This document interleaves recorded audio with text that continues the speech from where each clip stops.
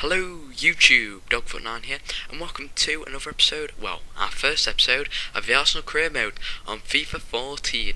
And today, we're just setting things up. There's going to be no gameplay for you guys, unfortunately, and we're just setting things up, getting ourselves into a Champions Cup, as we would be in real life, redrawing, and then I found out that I was in this really hard group against PSG and Real Madrid and Galatasaray, which is going to be hard for us to break out of, but I think we might be able to.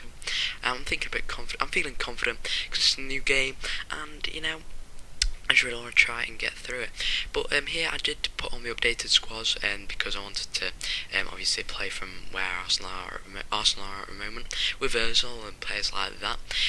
But as you notice that I did put it on world class, and I did promise you guys that I was going to put it on world class for this career mode. But because FIFA 14 is like a completely new game, and everything is like a bit slower and you have to pass around and things like that, I am, well, a bit further on in this career mode. I'm going to start off playing on world class, but a bit further on into the career mode I am going to change it back to professional, because I need to get used to all the new things. And also I was losing matches, well, not losing, but coming out of matches which I should have really won in real life, but I couldn't really because I wasn't used to the game, and probably because I was a bit bad at this game so far. Well, not bad at this game, but when I was playing it last night, I just couldn't crack it. And also getting used to a new game and then putting it up to a higher difficulty probably wasn't the brightest thing I could have done, but I decided to do it because I told some of you guys I would do. But I've just decided to turn it down, but it's going to be happening in a couple of episodes time, and I'll tell you when we do make that switch. But here I am looking around and waiting to put my scouts. As you can see, this green dot's flying all over the place. I'm thinking of leagues which we've got quite a few leagues which I can look into to get players from, like Spain, England, and Germany and things like that. But I was just looking into other places like Brazil and Belgium, where they have loads of young good players who are coming through at the moment, who I might be able to pick up on the cheap when it comes towards the close of their contract, because I know that some of them are actually coming towards the end of their contract at the moment at their clubs, and I'm just looking to try and find some. But if I have got a tip for you guys so far of this new trading transfer like system, don't be super precise with your choices. Like here I'm filling up every single slot I can because I'm trying to get a player who I really want, but, well, not a player I really want, but I'm playing that position which will fit a specific role in the squad. But what you're going to do is you've got to pick, maybe I'd say a maximum of 3, because then it'll like whittle it down, because you're gonna be searching for a super player who's got 6 really good stats. So I'd put it to about 3 if you're looking for a really young player, maybe 4 or 5 if you're looking for an already established player. But if you're looking for a young player, or a player who you want to grow, or someone who's about 80 rated or something like that, maybe that's a benchmark, then I'd put it for about 3, because otherwise you're not going to come back with your squad players. Well, yeah, squad players, sorry about that. Your scouts are not going to come back with anything at all. So here I'm just putting up a couple of players for loan, because this squad is really midfield intensive.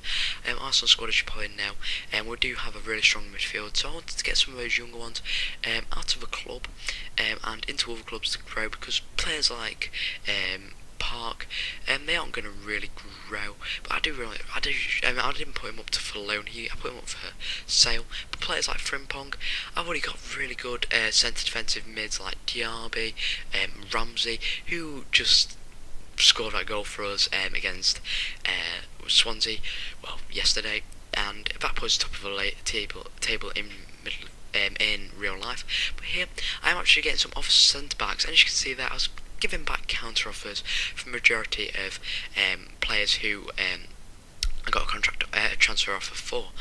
But that's going to come back, and that's going to be a pretty poor decision by me, because clubs seem to track down players I really want now. And if you're in a position like me, and people are giving you transfer offers for centre backs, and you've only got 3 good ones and 1 youth one, you don't want to be counter offering, because those teams will eventually probably give in if it is like about 10 million, and they want 8 million for him, and you want 10 million. As you'll see in this episode, Mertesacker, I do get an offer for him, and I'm thinking, you know what, if they want him, they can pay 10 million for him. It'll be alright. But one thing about this new career mode as well is you've got to find out about your players. You can't just go out and look at the overall and think, oh, he looks good, I'll buy him, just to replace your players really easily. So you have to go out and scout players if they aren't well known, and like the top 50 best players. You have to go out and try and sign them through your scouting network, or send some scouts out to look at them, which can take a bit of time. So if I was one thing that I'd say, I wouldn't go and counter offer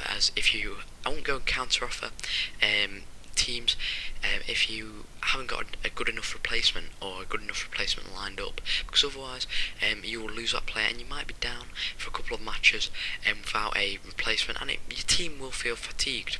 So here you can see I'm just giving a couple more players out on loan. Frimpong, he's going to Watford there, and my scouts here are saying we can't find any players, so I thought I might move them around a bit and things like that. But really, I should have been like making the fields a bit wider so I could try and get some players to look at, because I did really want to get some youth players in who maybe I could grow, who are already like 74 rated, a bit like I did like with Adrian last FIFA. I got him up to 80 rated, but I really wanted to try and find someone different to Adrian, because I know and like other players I bought last year, I might buy a couple back. Maybe if I really need someone who I know is a good player, I will buy them again this year. But I'm going to try and get some different players for you guys, because quite a few of the players I got last year I would actually buy if you didn't buy them last year. Because Adrian, I'm hearing some really good things about him. If you guys do want me to buy some of the players back from last season, then I will do. I'll try to as much as I can. But I really want to give you guys a bit of variety from FIFA to FIFA. I don't want to just stick with the same squad. And also, this isn't going to be the only career mode I run this season. Once it gets maybe the 4th or 5th season and you guys are getting a bit bored of it, I will change it to a different team, obviously. But anyway, getting back into this first episode here, I'm doing it for 10 minutes for you guys, because I did have quite a bit of footage before the first friendly I had. And here at Mertesacker, I was full on room for him, and you know, I was thinking if this gave me 10 million for him, then I'd go for it. But here Giroud also gets an offer for him, but I wasn't going to sell him at all really. At 30 million, I'm not going to go for it. So if you do want to do the counter offer thing, you can do it. Still, like could do in FIFA 13 to get people to stop bidding for your players. But this time you could have really put it really high, like 40 million for a player who's rated 20, and maybe even more than that, because it depends on the form and things like that. And it depends also on the contract length seems to have also really affected it, especially when you're inquiring for players. Like I inquired for a player, you'll see in a couple of episodes time, who has only got like 10 months left on his contract, and his value's about 2 or 3 million, and they were like, you can have him for 1 million, because they obviously didn't want him at the club. So contractors are actually quite a big factor this year. I'd noticed that, and also because I'd just seen that Mertesacker was probably going to go to Fulham. Well, definitely was going to go to Fulham. I started to use the stop bids coming in for players, so I have now got 2 decent centre backs, and that isn't good. I've got obviously I think it's Daniel Boateng, young Boateng. I think his brother is Jerome. I can't remember though. I remember someone saying something like that. But I decided not to really use them, so I've only got Vermaelen and Koscielny now. And Vermaelen, he's been downgraded since the last FIFA, so I'm a bit I don't really want to use him straight away and rely on him. But I know Koscielny is quite good because he's just a really good player in real life. And this year FIFA have seemed to, EA have got player ratings and the player stats down really well. But here I do get a really good player come in, Kelvin there, from Porto, who we know is quite an impressive player.